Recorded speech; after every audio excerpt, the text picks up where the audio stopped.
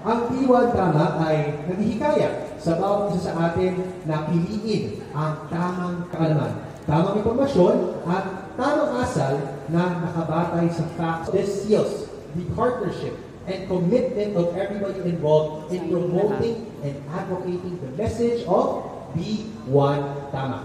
To represent GMA, we have the officer in charge for GMA Entertainment Group and Vice President for Drama, Beautiful in Red. We have Ms.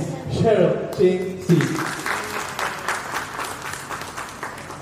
To represent the campaign partners of Diwan Tama, we are also joined by President of Anak TV Foundation, Ms. Elvira Go. Officer in charge for National Council of Children's Television, Ms. Joelyn Abendan. Executive Director of World Wildlife Fund Philippines, Ms. Catherine Custodio.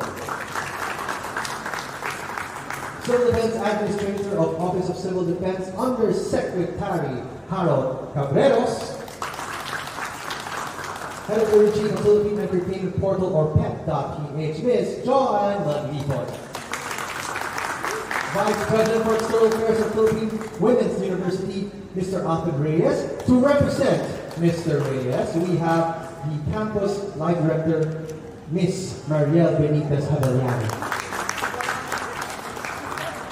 Of course, kasama rin po natin ngayong hapon ito ang mga spokespersons ng Diwan Tama.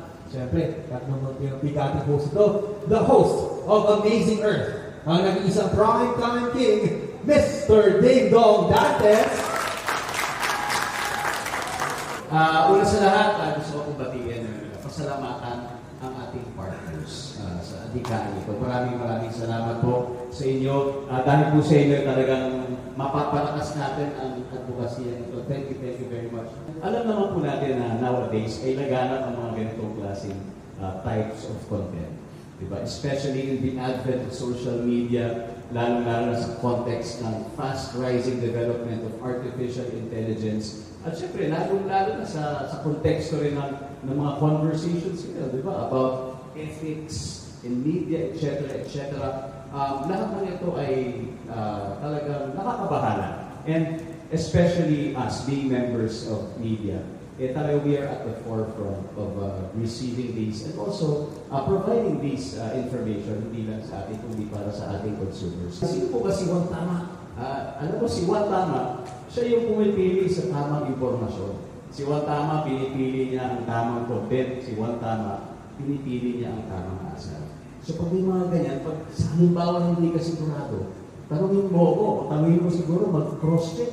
Tignan mo siguro sa ibang sources, sa ibang website, sa GMA News, kung tama ba yan. The one and only host of I Believe, Mr. Chris Chu. This is a real concern, but all the more ako naging mas passionate sa cause na ito, sa advocacy na ito, dahil ako ngayon ay may dalawa akong anak. Okay? Dalawang daughters, 9 and 7 years old.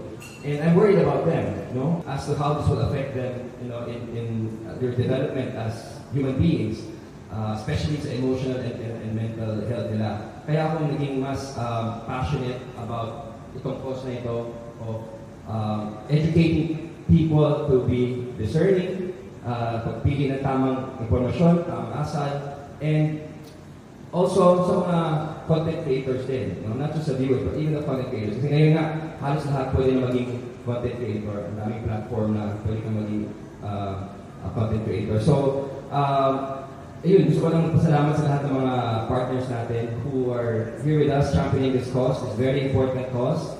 I'm sure your support and your help will really make this project even more successful and make the impact even more profound.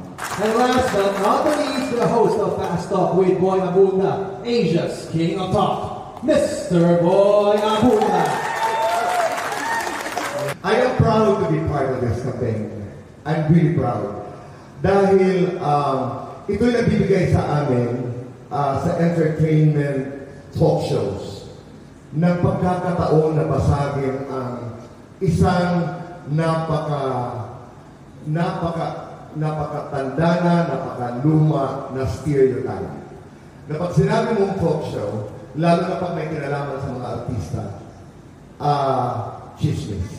And I was excited about today because doon sa aming master classes, I was supposed to talk about the dichotomy or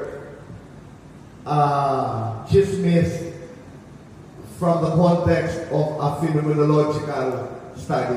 Mahirap yun. Ang ibig sabihin lang doon ay lived experience. Pero natutuwa ako because I'm in the company of people like Joanna People, that it is possible to be entertaining, to be factual. It is possible to do an entertaining talk show without having to resort to anything that is not true. It is not about, sabi ko nga Joan sa kanila, you know, in my career as a talk show host, pinagdaanan ko rin mga panahon na pag-upo mo pa lang, you have to ask the hard questions. Kailangan i-deliver mo yung, you have to do the punches. Nagbago na ang mundo. Kanina I was talking about it. The world has changed. Hindi naman pwedeng hindi rin tayo magbago. Hindi tayo static na participants nitong mundo ito. Ang ginagamit ng word ito, madalas ay advent of technology. Sabi ko, depends on your perspective. It can be an onslaught of. And I discussed also about, babalikan ko yung Beyond Tama. Nandito rin ako, aside from breaking that stereotype, because, again, you can do an entertainment talk show by being factual. You can do an entertainment talk show by being truthful.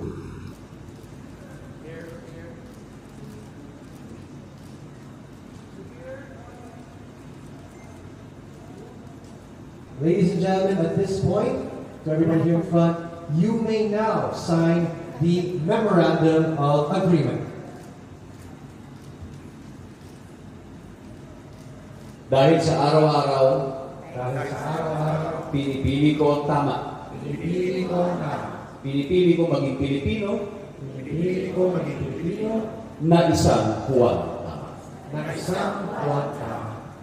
Ladies and gentlemen, with that, official na po. Nagsimula na po ang pinakabagong campaign ng GMA Entertainment Group kasama ang ating mga partners, ang Matuto, Matuwa, B1 Tama. Ladies and gentlemen, let's give this campaign a round of applause.